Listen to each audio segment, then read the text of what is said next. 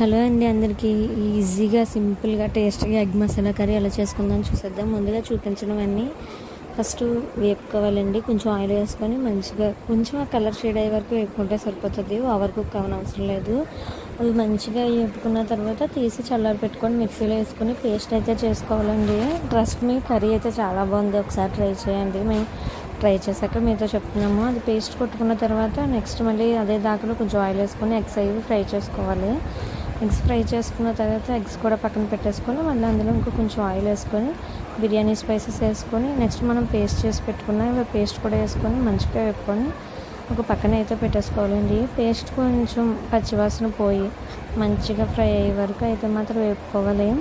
Next ఏం చేయాలంటే next అందులో కొంచెం కారం, ఉప్పు, ఎగ్స్ ఫ్రై చేసుకొట్టుకున్న ఎగ్స్ వేసుకొని కొంచెం ఉడకనిచ్చి వాటర్ వేసుకొని దగ్గరికి చేసుకొని పెట్టడమే. టేస్ట్